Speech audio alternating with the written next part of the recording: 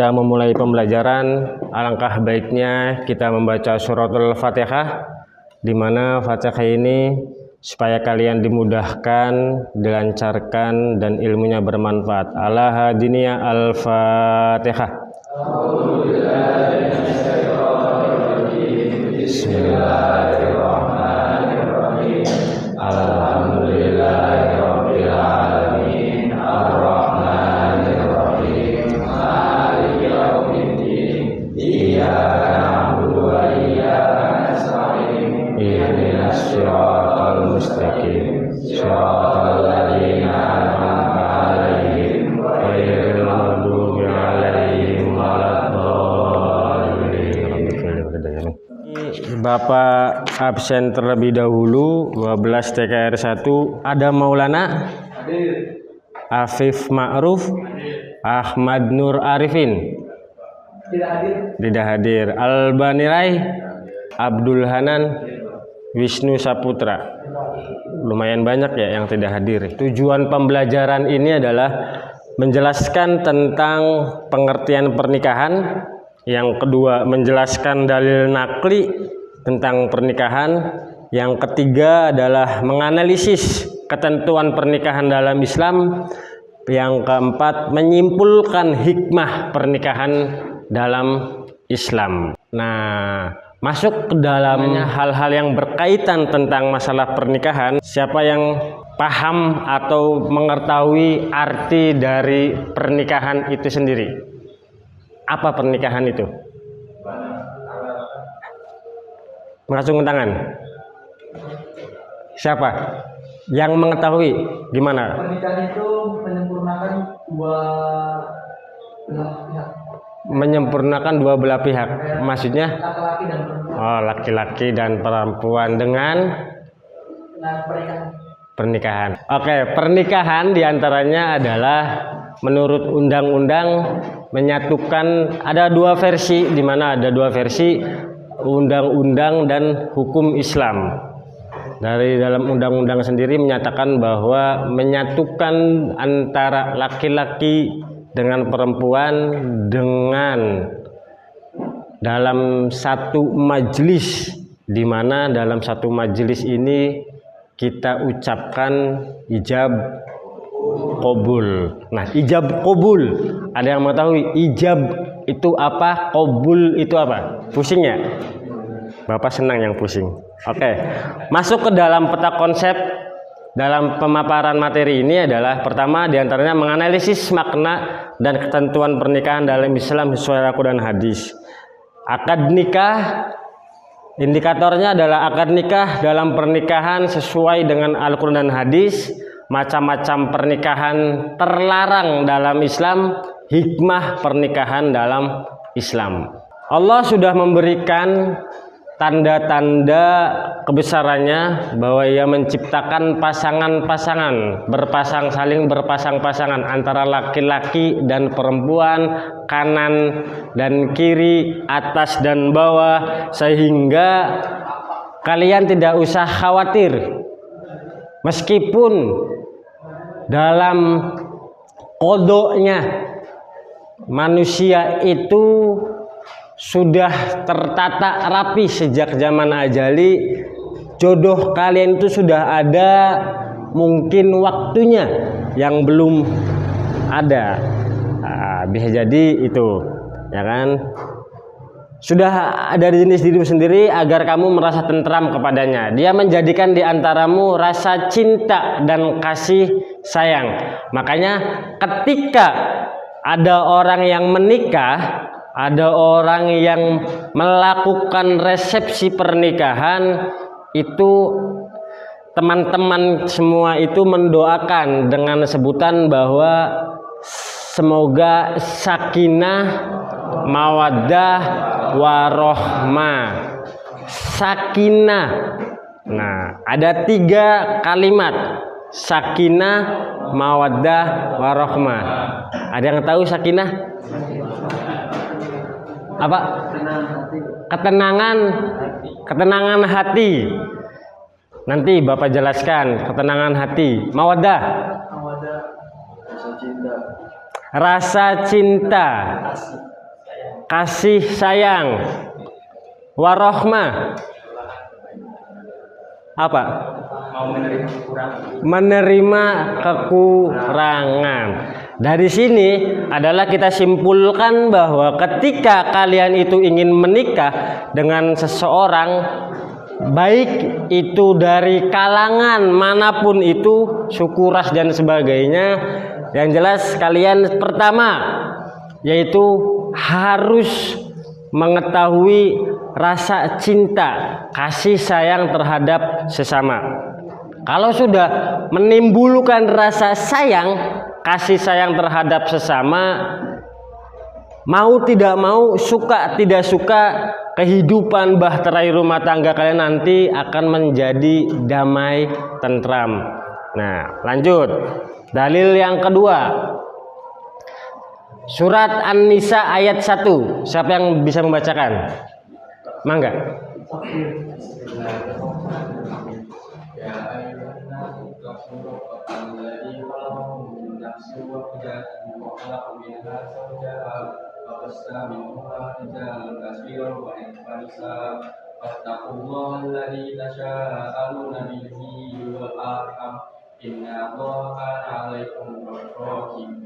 Sadaqallahul azim.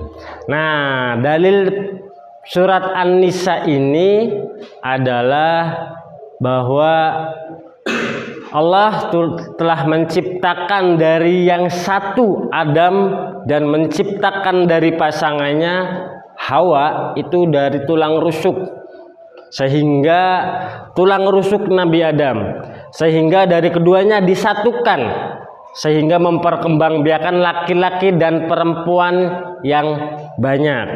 Nah, bertakwalah kepada Allah. Maksud dari bertakwalah kepada Allah ini adalah ketika kalian mencampuri istri kalian kelak, alangkah baiknya kalian itu ada hal-hal yang mesti, yang harus dilakukan untuk supaya ketika kalian mencampuri istri kalian, anaknya akan menjadi soleh dan soleha. Bertakwalah kepada Allah dengan nama-namanya. Kamu sering meminta dan peliharalah hubungan kekeluargaan.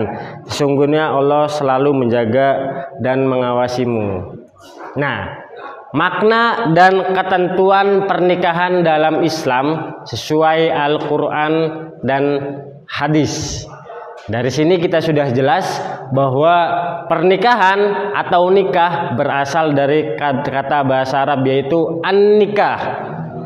Secara harfiah kumpulan atau hubungan intim. Apa yang hubungan intim? Sunnah Rasul. Ya.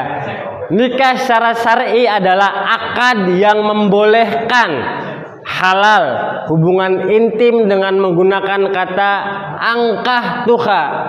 Itu adalah ketika sang lebe, biasanya lebe ya, atau kiai setempat mengucapkan bahwa pada saat ijab qabul tadi, ya kan, qabil tuh tajwijaha. Nah, itu adalah qabulnya, ijab qabulnya. Ketika lebih itu mengucapkan saya nikahkan dan kawinkan saudari. Nah, disinilah nikah itu. Proses di mana pernikahan itu adalah adanya ijab qabul. Nikah menurut Undang-Undang Nomor 1 Tahun 1974 Pasal 1 adalah ikatan lahir dan batin antara seorang wanita dengan seorang pria sebagai suami istri. Nah, di sini kita garis bawahi sebagai suami istri, berarti sudah sah dengan tujuan membentuk keluarga atau rumah tangga yang bahagia dan kekal berdasarkan ketuhanan yang Maha Esa. Nah, hukum pernikahan ada 5, di mana hukum pernikahan ada mubah, wajib, sunnah, makruh, dan haram. Dari sini kalian sudah ada gambaran bahwa hukum-hukum pernikahan itu ketika dikatakan wajib adalah orang yang sudah mampu membayar nafkah lahir dan batin, sehingga kalian itu bisa langsung mempersunting, langsung mengucapkan prosesi pernikahan mubah, sunnah, makruh, dan haram. Baik, sampai di sini ada yang ditanyakan? Sebelum Bapak akan masuk ke dalam proses pengelompokan diskusi, nanti kita akan membagi kelompok menjadi 4 ya. 4 kelompok, masing-masing kelompok itu 5 orang, dan nanti Bapak akan ada amplop kelompok 1, kelompok 2, kelompok 3, dan kelompok 4, di mana nanti kalian itu berdiskusi tentang masalah bab-bab pernikahan. Dan nanti ketika sudah berdiskusi, kalian memajukan presentasi dari hasil-hasil jawaban kalian itu sendiri. Kita akan menentukan kelompok dengan cara, siapa yang maju duluan? Sebutin nama saya, Adam. Sok, tinggal klik aja, Adam. Klik nanti di sini, sok. Nanti siapa kamu? Klik aja di sini nih. Ya, nanti kelompok 1 ini. Kelompok 1 Robi. Robi masuk kelompok 1.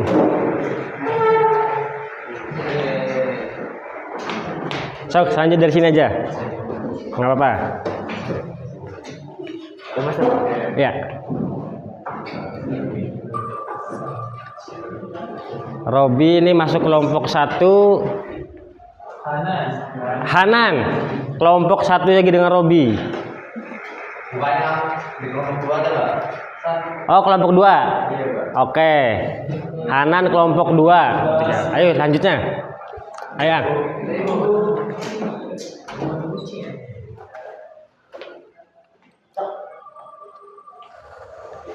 Ini kelompok 3. Peri kelompok 3. Ayo lanjut di belakangnya.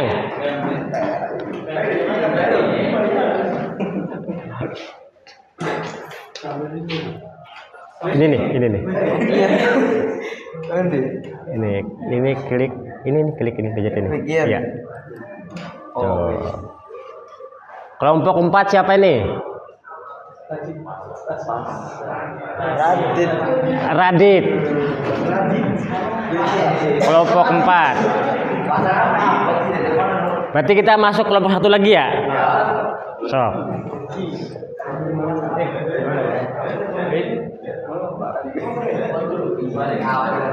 Ini udah kepegang. Sorry.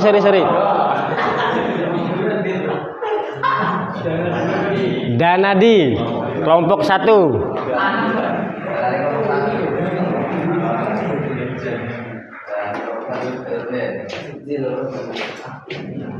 Kiki.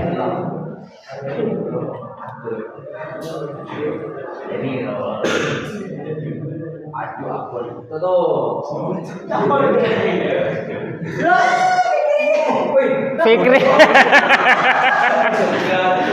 Ini kelompok kedua, Fikri. Ayo Ang. Tinggal klik aja. Ini nih. Iya.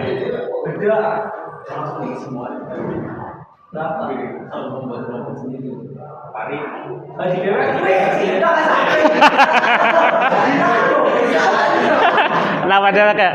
Ayo. Ayo lanjut Ang.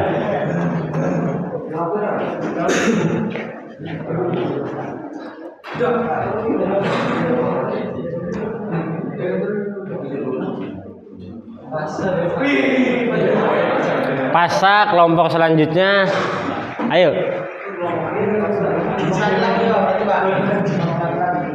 Silakan.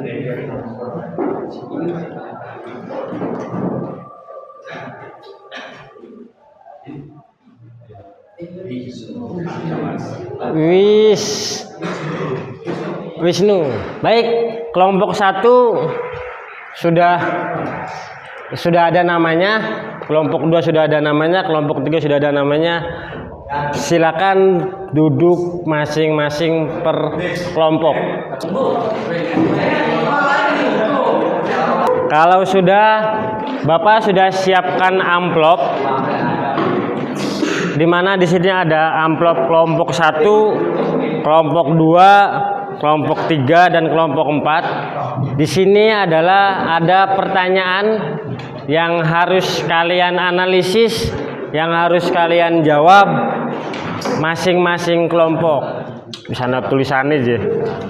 Kelompok 1, kelompok 2, kelompok 3, kelompok 4. Silakan untuk dijawab.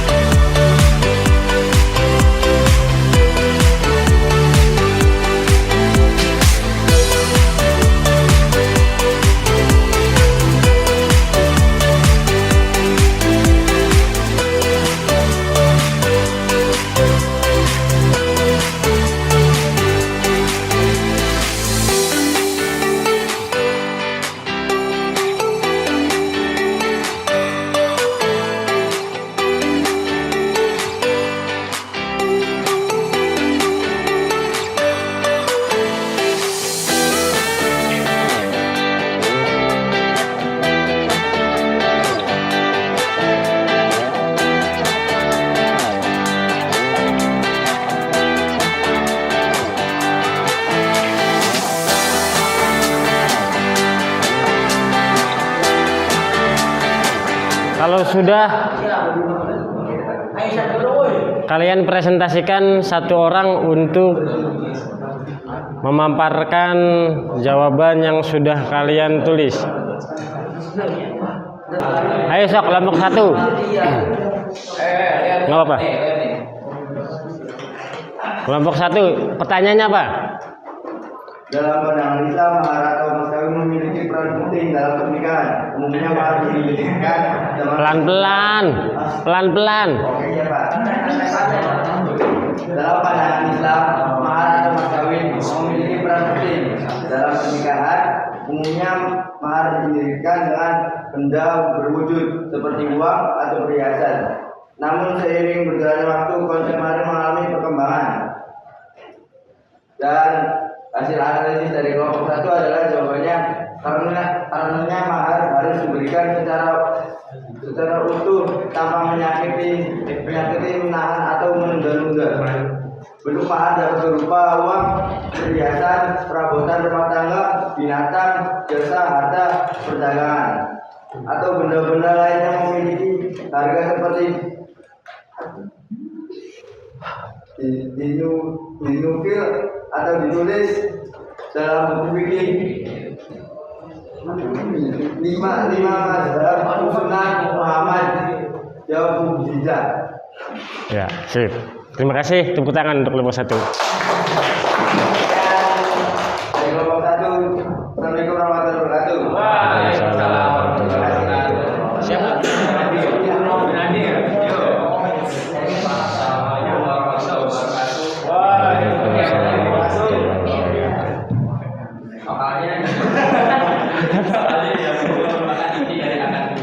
Jelaskan secara detail tata cara ijab kabul yang sah menurut hukum Islam, mulai dari persiapan hingga doa setelah akad, apa saja syarat sahnya ijab kabul dan apa yang terjadi jika salah satu syarat tersebut tidak terpenuhi. Syarat ijab kabul. Persiapan ijab kabul. 1. Calon mempelai pria dan wanita harus memenuhi syarat-syarat yang ditetapkan dalam hukum Islam. 2. Wali nikah mempelai wanita harus ada. 3. Minimal ada 2 saksi laki-laki yang hadir sesuai yang hadir yang selalu menyaksikan sampai proses ijab kabul selesai. 4. Mahar yang wajib diberikan mempelai pria kepada mempelai wanita yang nilainya disepakati oleh kedua belah pihak. Bagi syarat-syarat sahnya ijab kabul: 1. Harus ada wali nikah dari pihak wanita. 2. Calon mempelai pria dan wanita harus beragama Islam, baligh dan berakal. 3. Minimal ada 2 saksi laki-laki yang adil yang menyaksikan sampai proses ijab kabul selesai. 4. Harus ada mahar yang disepakati, bisa berupa uang atau benda. 5. Harus menggunakan kalimat yang jelas saat mengucapkan ijab dan kabul tanpa adanya keraguan. Di situ doa setelah akad. Doanya mempelai pria ketika bertemu istri yaitu barakallahu laka wa baraka alaika wa jama'a balnaka umma fi kahmi. Bainakum fi khair. Mempelai dari keluarga, barakallahu laka wa baraka alaika wa jama'a bi anna kama fi khair. Setelah itu apa saja syarat-syarat sah ijab kabul dan apa yang terjadi jika salah satu syarat tersebut tidak terpenuhi. Jika syarat-syarat tersebut tidak terpenuhi maka ijab kabul tidak sah, Pak. Tidak. Sekian dari saya. Assalamualaikum warahmatullahi wabarakatuh. Waalaikumsalam Warahmatullahi wabarakatuh. Saya perwakilan dari kelompok 4 ingin membacakan jawaban dari soal apa saja faktor-faktor yang dapat menjadi pernikahan hukumnya menjadi wajib bagi seseorang, dan jelaskan dengan memberikan contoh-contoh kasus yang konkret. Bagaimana pandangan Anda mengenai batasan usia yang dianggap tepat untuk seseorang dianggap mampu menikah? Mampu menikah secara finansial dan fisik serta takut jatuh dalam zina. Jika seorang memiliki kemampuan finansial dan fisik untuk menikah tetapi khawatir jatuh dalam perbuatan zina, jika tidak menikah maka pernikahan menjadi wajib baginya. Hal ini berdasarkan kaidah fikih bahwa menghindari perbuatan haram seperti zina lebih diutamakan. 2. Memiliki tanggung jawab terhadap seorang. Jika seseorang memiliki tanggung jawab untuk melindungi atau memenuhi kebutuhan orang lain yang hanya bisa dipenuhi melalui pernikahan, maka dalam situasi ini pernikahan bisa menjadi wajib. 3. Kewajiban terhadap anak yang lahir di luar nikah. Dalam kasus anak yang lahir di luar nikah, dalam konteks syariah Islam, ini di luar nikah adalah zina. Menikah bisa menjadi wajib untuk menjaga nasab dan hak-hak anak tersebut. Walaupun ini kasus yang jarang, tetapi menjadi hak anak merupakan prioritas dalam hukum Islam. Karena dalam Islam batasan umur yang wajib ketika menikah. Karena dalam Islam umur minimal seorang untuk menikah adalah 18 sampai 20 tahun. Tapi ketika memutuskan untuk menikah meskipun usia kita sudah mencapai minimal, kita masih harus memikirkan faktor-faktor lainnya. Di antaranya setiap siap secara fisik maupun mental, pikiran, finansial, dan apakah kita sudah mengetahui bagaimana cara mendidik anak agar gizinya tercukupi, kebutuhannya juga tercukupi. Baik, terima kasih. Itu adalah pemaparan dari kelompok 3. Terima kasih. Sekian dari Kelompok 4. saya, kurang lebihnya mohon maaf. Wassalamualaikum warahmatullahi wabarakatuh. Waalaikumsalam warahmatullahi wabarakatuh. Kelompok 2. Assalamualaikum warahmatullahi wabarakatuh. Waalaikumsalam warahmatullahi wabarakatuh. Saya akan mempresentasikan hasil diskusi saya dan juga kelompok saya mengenai yang saya dapatkan itu mengenai praktik poligami. Oke, saya bacakan dulu pertanyaannya. Poligami dalam Islam seringkali menjadi perdebatan. Analisislah pandangan-pandangan ulama mengenai poligami ini, serta syarat-syarat yang harus dipenuhi seorang suami jika ingin berpoligami. Bagaimana pandangan Anda mengenai praktik poligami dalam konteks masyarakat modern? Jelaskan dengan merujuk pada dalil-dalil yang relevan dan pertimbangan etika. Sebelum itu, teman-teman udah pada tahu poligami itu apa? Poligami itu hukumnya sunnah atau wajib? Sunnah ya. Tapi kalau kalian ingin berpoligami, berarti itu disunahkan. Tetapi syaratnya itu yang pertama, kalian itu harus mendapatkan izin dari pengadilan agama yang berada di daerah tempat tinggal kalian. Yang kedua, kalau kalian ingin berpoligami, kalian harus memiliki persetujuan dari istri dan istri-istrinya kalian gitu. Betul. Yang ketiga, Istrinya lebih dari 2 berarti istri-istrinya ya. Pak, iya benar. Iya benar. Nah, kalau yang ketiga, kalian ya harus, kalau misalkan kalian berpoligami, harus mampu menjamin kebutuhan hidup sehari-hari istri-istri dan anak-anak kalian. Jangan kalian enaknya aja gitu loh. Nah, terus selanjutnya itu kalau Dalam konteks adilnya dalam hal apa saja? adilnya itu menafkahi, Pak. Menafkahi saja. Yang lainnya tidak. Nafkahinya itu lahir batin atau lahir batin? Nah, terus kalau misalkan menurut pandangan-pandangan ulama dalam konteks praktik, namanya apa tuh tadi, pandangan ulama ya, poligami ya. Itu poligami itu diperbolehkan dengan syarat berlaku adil dalam aspek pangan, sandang, dan papan.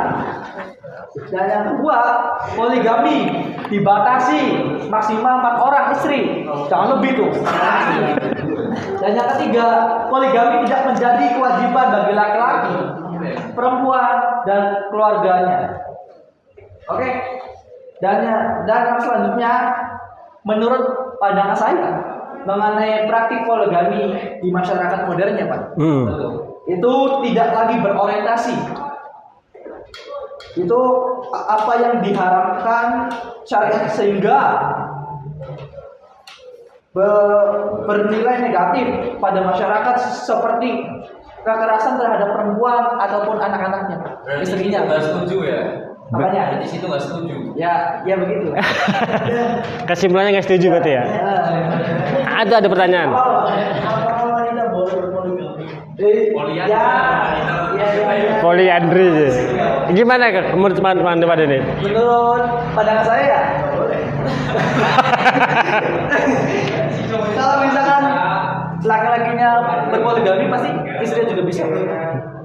Terus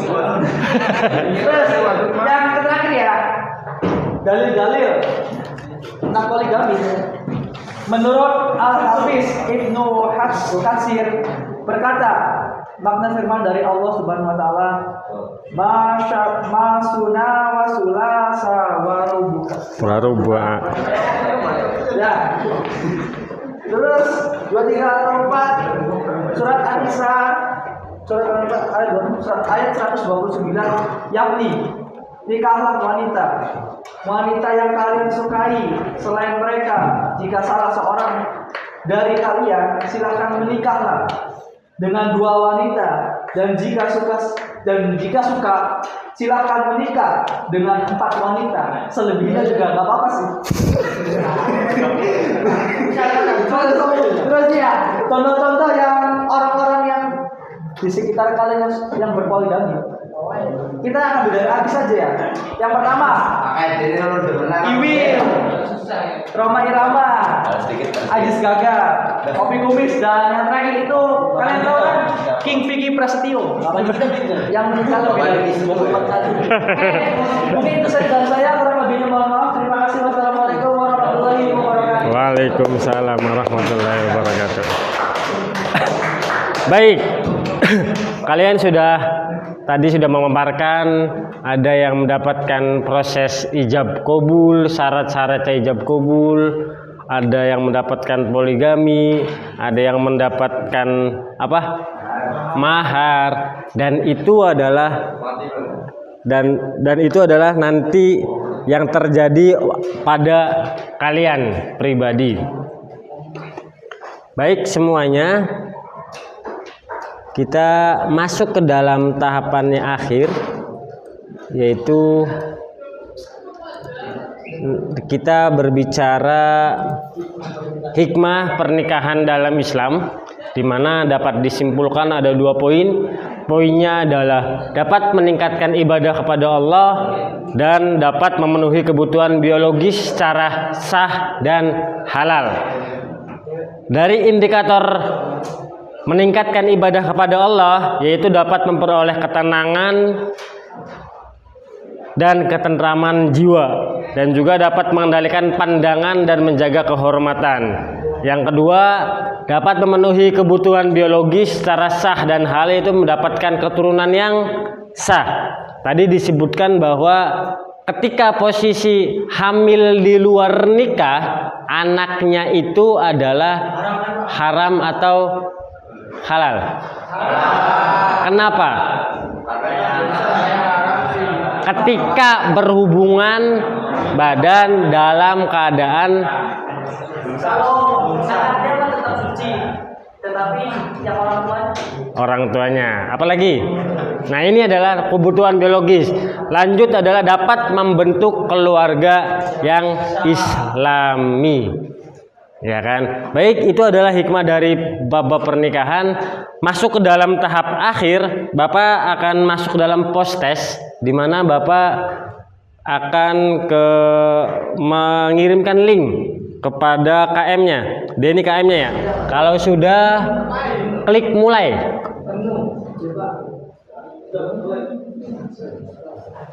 Klik mulainya. Mulai kuis tuh. Start. Ya, sok. Itu ada pertanyaan.